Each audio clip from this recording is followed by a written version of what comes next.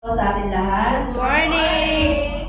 Sa pagpapatuloy po ng ating tema na faithfulness, tunay na ating Diyos ay matapat. Amen!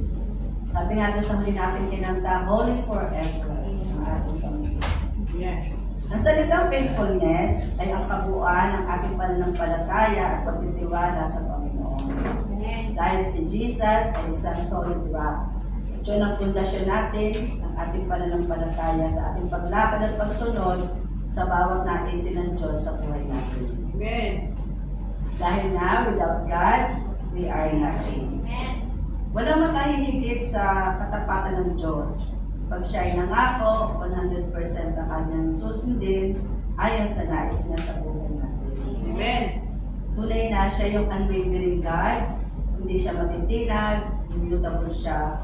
Subalit tayong tao, madali tayong mag-wave, madali tayong mag-shake, dahil sa mga problema na ating mga dinadana sa buhay. Amen. Pero sabi nga niya, sa kanyang salita, be still, anak, and know that I am your God. Amen. Magkagayon man, sino ba sa atin yung nakakaranas na para bang ang layo na ni Lord sa buhay natin? Para bang yung panalangin natin monolog na lang, yung parang tumatalbog na lang sa pader. At para bang naitatanong natin sa Panginoon, Lord, andyan ka pa ba?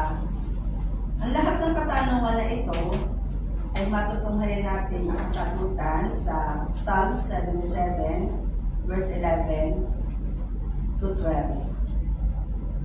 Sabi sa verse 11, "But then I recall all you have done, O Lord. I remember your wonderful deeds of long ago."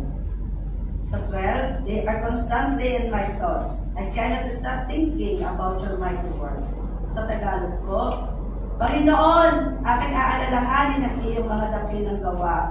Gugunitain ko ang mga himala na iyong ginawa. Sa 12, iisipin ko at bubulay-bulayin ang lahat ng iyong mga gawa. Tunay po na ang sumulat nito ay si Asaph. At siya ay isang galing sa tribo ng Levites at hinirap po siya ng Diyos. At sa pamamagitan ni Haring David, pinagkatiwalaan siya na tumugtog sa harapan ng kabalang tipan sa Ark of Covenant. Tunay na kung babasahin natin yung from verse 1 to 10, wala siyang sinambit kundi, I cry to God, I shout to God, para pang lagi na rin yung kanyang sarili. Kagayon man yung mga hinaing niya sa Diyos, tunay na makikita natin na napakalalim ng hinaing niya sa Diyos. Mahal pa ba ako ng Diyos? Naandyan ka pa ba? Pati nagkameron na siya ng insomnia dahil hindi na rin siya makatulog gaya natin kapag tayo yung mga problema.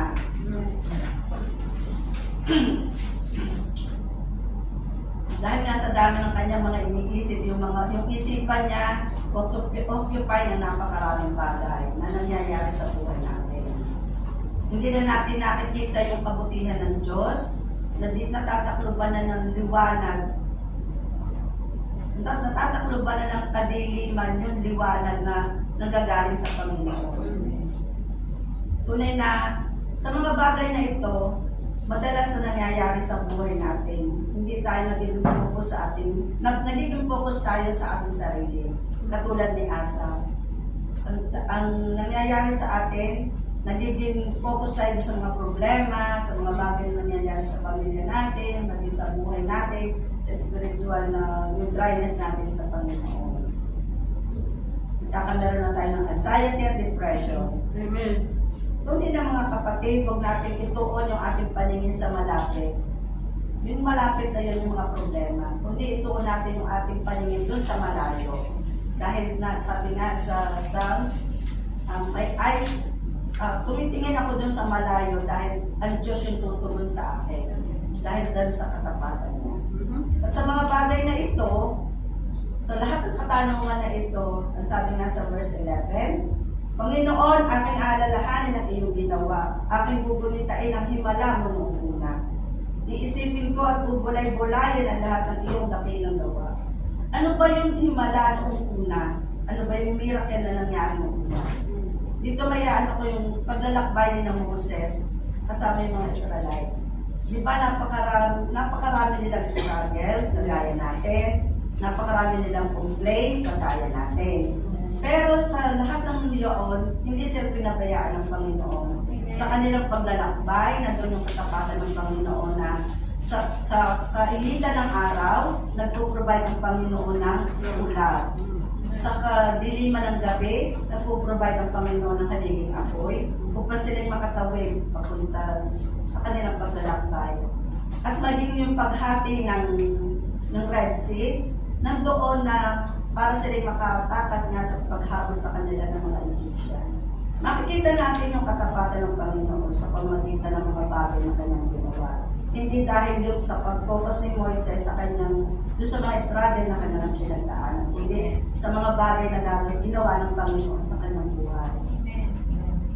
Si Moises man, pinagtagumpayan niya yung mga bagay ngayon. Tayo man mga kapatid, kung tayo ay mananatili sa Panginoon at lagi nating aalalahanin kung paano tayo niya binail out sa lahat ng mga naging kakulangan natin noong una. Sa panahon natin ngayon, nandito na tayo sa present time natin. Na dati tayo, wala sa gawain ng ganito, pero ngayon nandito na tayo. At lalo higit nating aalalahanin kung paano ang Diyos ay namatay sa cross ng Kalbaryo. Nandun na ibinigay niya yung kanyang buhay para sa atin. Ibinigay niya yung kanyang buhay para sa lahat, hindi siya nagpaanay ng tao. Nandoon makikita natin yung dakilang katapatan ng Panginoon. At nandoon na pinagtagumpay sila noon, pagtatagumpayin din niya tayo sa panahon natin ngayon dahil doon sa katapatan ng Panginoon. Sa panahon na hindi natin makita ang Panginoon, sa panahon na maraming katanungan tayo sa Panginoon, lagi natin aalalahanin kung gaano siya kadakila, kung gaano siya katapat, kung paano niya tayo hinango sa lusang ng kasalanan, na ibinigay niya yung kanyang bugtong na anak para sa kaligtasan natin. At tayo ay may regalo na buhay na walang hanggan dahil sa katapatan ng Panginoon sa bawat isa sa atin.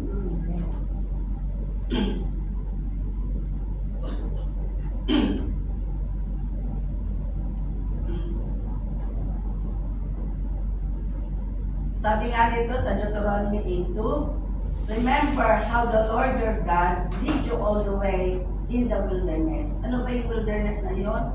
Lahat na nangyari sa ating mga problema, pasakit, kakulangan sa financial, at lalo higit yung paglalakbay natin sa dating makasalanan, pero ngayon pinili ng Panginoon para sa kanyang kalwalhatian.